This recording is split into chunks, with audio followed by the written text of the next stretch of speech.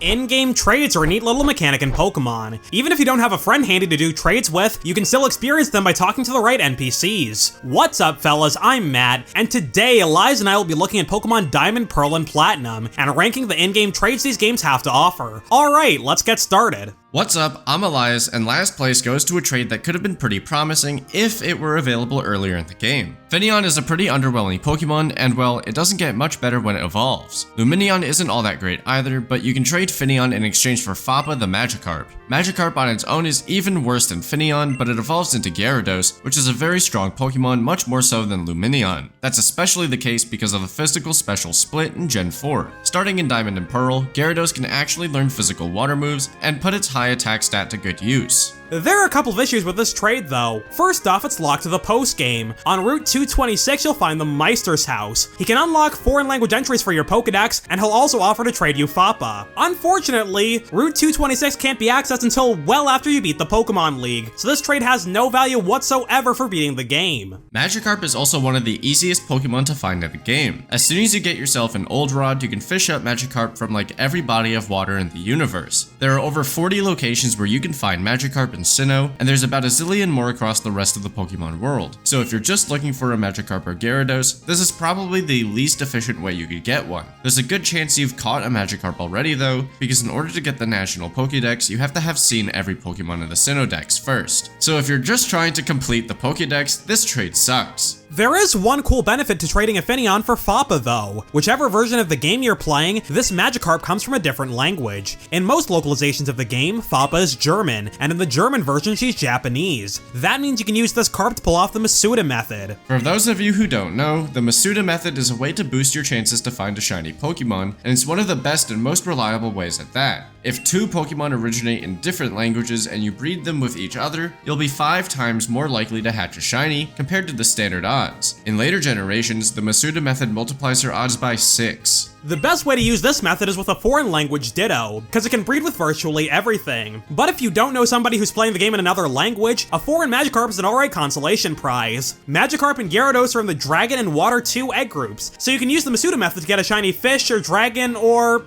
Arbok. Sure, why not? Yeah, all of the snake Pokemon are in the Dragon Egg group.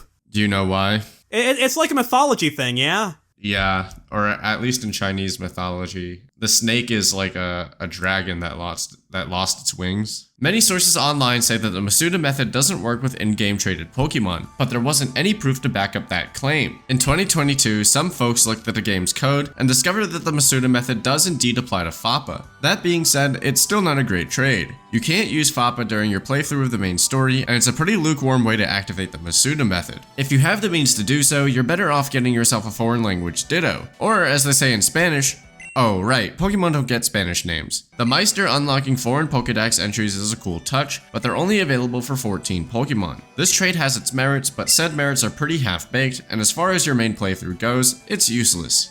They've had French names since the dawn of time. You're from the dawn of time. Yeah, so what? Actually, we're not done. This trade is already pretty bad, but to make things even worse, it can actually softlock your game. You have to use Surf to reach the Meister's house, but if Finneon is the only Pokemon in your party that can learn the move, you can strand yourself on the island forever and ever and ever. If you have just one Pokemon that can learn Surf in Gens 3 and 4, the game won't let you release it. But there's nothing stopping you from sending it away via an in-game trade. So if you trade the Finneon and you don't have another way off the island, you're gonna be stuck for a bit, because Magikarp can't learn Surf. Speaking of surfing, it's now an Olympic sport. I feel like the Olympics came and went really fast. That's 2 weeks. There are some potential ways to escape the Meister's Island, but it's possible to cut off all your options. You could fish up wild Pokemon to train Fappa until it evolves into Gyarados, which can learn Surf. Alternatively, you could just use Pokeballs to catch one of the Pokemon you reel in and teach them Surf instead. But fishing rods are optional items, so it's entirely possible to reach the island without having one. You could also just wind up on the island without any Pokeballs, or if you're feeling especially masochistic, you can throw them all away as soon as you get there. You can also use rare candies to level Fappa till it evolves, but there's no guarantee you'll have any of those either. The moves Teleport and Fly can get you off the island too, but you can also just not bring any Pokemon that can learn them. Yeah, this trade sucks. We were tempted to put this next trait in last place though, on account of how rude it is. But you do get a good Pokemon from it, and it actually has playthrough value. In Snow Point City, Mindy will offer you Gaspar the Haunter in exchange for a Medicham, but Haunter is a trait evolution, meaning that under normal circumstances, it'll turn into a Gengar upon the trait's completion. Gengar is a great Pokemon, but there's just one problem. You don't even get one! Gaspar's holding an Everstone, which prevents it from evolving. So if you did this trait hoping to get a Gengar, you're out of luck. Go buy another DS, scrub.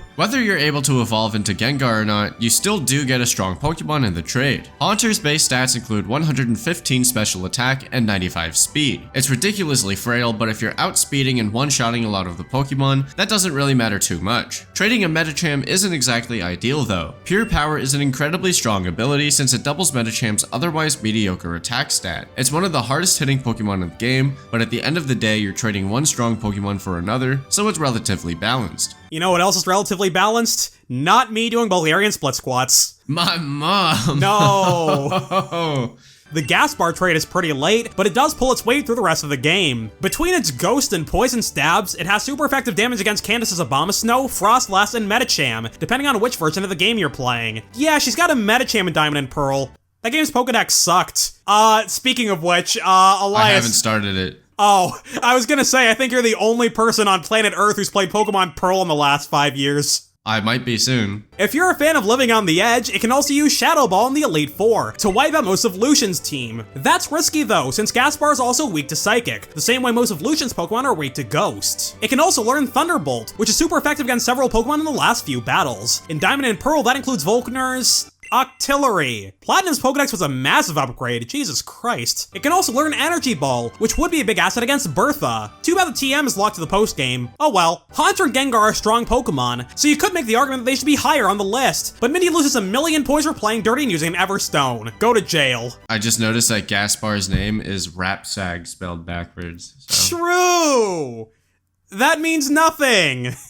Yeah. Second place goes to Norton, who will trade you Charip, the Chatot, in exchange for Buizel. What the hell is this sentence? I can't read this. I don't know what to tell you, man. This also isn't the greatest trade in the universe, but you can reach it way earlier in the game compared to Fappa and Gaspar. That's important because you can use Charip in more battles throughout the game, which has a ton of positive effects. The more you use a Pokemon in battle, the more effort values they earn. Traded Pokemon also gain experience faster compared to the Pokemon you caught yourself. The earlier you make a trade, the more chances you have to reap those benefits. Unfortunately, Chatot just isn't a very good Pokemon. It's Sinnoh's local B-list normal flying type, playing second banana to Staraptor. Although, if we're being real, it's like 4th or 5th banana. Everybody uses Staraptor. Chatot is a single-stage Pokemon with a really low base stat total. Chatter is a neat signature move, but it's not very strong. Chatot is basically the Farfetch'd of Gen 4. It has some cool properties, but it's not the greatest Pokemon in the universe. The Pokemon you send in this trade is Buizel, which eventually evolves into Floatzel. It's got good attack and speed stats, as well as the ability Swift Swim, which can be a great tool if you use Rain Dance. Most physical attacking water types are kinda meh in Gen 4 because Surf is a special move, and it's an HM you need to beat the game. The physical move Waterfall is also an HM, but you get it a lot later in the game. By then, you'll already have a Surf user, and chances are you're using that move in battle too. I think Buizel and Floatzel are neat Pokemon. I just don't like their animations in-game. Like, I don't need to see them pooping out ice beams. Is that what they do? Yeah. Fortunately for Floatzel, its special attack stat is also pretty good. Surf's base power is higher than Waterfall's, which means that if Floatzel uses them, these moves will deal similar amounts of damage. So either move is perfectly viable for a playthrough, but you're more likely to use Surf. Floatzel also gets a good amount of type coverage, which makes it useful in a ton of battles. If you keep Buizel, you can use its Water Stab against Bertha and Flint in the Elite Four, as well as Byron's Steelix. It can also learn Ice-type moves, which can be helpful against Pokemon like Cynthia's Garchomp, among many others. So you're probably better off keeping your Buizel instead of trading it for Charap. Charappa the Rappa? Sure, man. This isn't the greatest trade in the universe, but it's better than the nonsense below it on this list. For more videos like this, subscribe to MEPlaysGames and consider becoming a channel member for as low as 99 cents a month. Sinnoh's in-game trades mostly range from underwhelming to evil, but this next trade is actually quite solid. First place goes to Hillary, who will trade you Cats of the Abra in exchange for Machop. This is easily the best trade in the game for several reasons. For starters, it's in Oreburgh City, making it the earliest trade in the game. That means you'll have plenty of time to take advantage of the experience boost, and to rack up a ton of EVs. But there is one downside to the trade being so early. Since you get Kaz as an Abra, the trade with Hillary won't trigger its final evolution into Alakazam. You have to evolve it into Kadabra at level 16, then find somebody else to trade with, or just buy another DS, scrub. Whether you're able to fully evolve Kaza or not, you'll get a ton of mileage out of Kadabra or Alakazam. Abra is already very strong with a base special attack stat of 105. At the time, it had the highest special attack of any unevolved Pokemon. Since then, Solosis and Glimmet have tied that mark, and our boy Duraludon has surpassed it. It's also got 90 speed, which is faster than a lot of fully evolved Pokemon. Attacking stats and speed are the most important for a playthrough, so Abra is quite good before it even evolves, despite its atrocious defensive stats. Kaza doesn't learn any attacks by level up as an Abra, but it gets a nice selection of TMs. As you evolve it into Kadabra and potentially Alakazam, it gets even better. Alakazam can learn pretty much all the moves it needs. It gets strong, reliable stab in the form of Psychic, perfect neutral coverage with Shadow Ball and Focus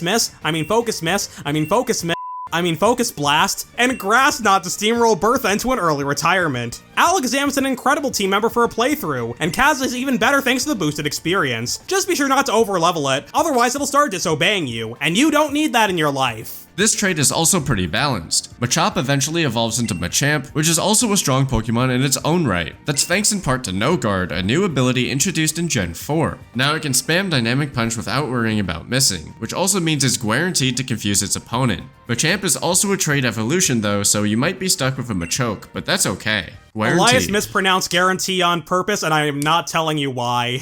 Our fans are going to die. They need to know. They don't need to know everything that goes on between us. Meanwhile, the physical special split hit Alakazam pretty hard in this game, because the elemental punches were staples of its moveset back in Gen 2. They were special moves at that point, but starting in Diamond and Pearl and Diamond, they're physical. Alakazam's physical attack is, well, to put it nicely, hot garbage. So these moves aren't as useful for Kaza as they would have been a generation ago. Despite that setback, Kadabra and Alakazam are still great Pokemon because they also have a sizable special move pool to choose from. Despite the indirect nerfs to Alakazam's move pool, I think this trade gives you a better Pokemon than Machamp for a playthrough. Lots of proper nouns you're throwing at me today, huh? What do you mean? That's what happens when you're doing a script with names in them. Kaza matches up reasonably well against Fantina and Maylene, and it's got the coverage it needs to deal with many other major trainers. Like we mentioned, Grass Knot evaporates Bertha's team, and it can wipe Lucian off the face of the earth with Shadow Ball. Focus Miss is an unreliable but potentially deadly option against Byron, as well as the various dark types used by the major bosses in Sinnoh. Here's one more fun fact, by the way. When you use traded Pokemon in battle, they usually gain experience 50% faster than normal. But if they originate from a different language, the experience boost is a whopping 70%. Since Foppa's whole shtick is being from another language, she gets the supercharged experience boost. But in Diamond and Pearl, so do all the other in-game trades, sort of. If you're playing the English version, Kaza, Cherub, and Gaspar are treated as Japanese Pokemon. But in every other version of Diamond and Pearl, as well as all versions of Platinum, their origin matches the language they're generated in. Yesterday, somebody found our videos by searching for bicep workouts. Let me just introduce you to my protein powder. No! Are you typing 3 times 12 into a calculator? I was about to, yes. Giraffe Raikou. I mean Giraffe Raikou. I mean Giraffe Raikou. I mean Giraffe Raikou. Oh my god. Okay, hey everyone, this is me, Elias, as in the voice of Elias from MEPlaysGames, the show that you know and hate. I just wanted to thank you all for helping us reach 10k subscribers. It's been pretty cool to see since we've been growing so quickly recently. All thanks to Matt's hard work and your viewership, so thank you very much. Give yourself Matt. Some credit, man. Yeah, Matt is in the call as well, watching me do this. I want you all to know that Elias insisted that I have a way of seeing him while he does his face reveal. Yeah, this is my new apartment in Chicago. Maybe I shouldn't dox myself. I'm sorry, the place is a little bit of a mess as I'm still getting everything set up, but yeah, I guess that's all about. It's about all I had to say. You know, so thank you all for supporting us, and I hope you'll continue to watch us into the future. I bid you all a wonderful day.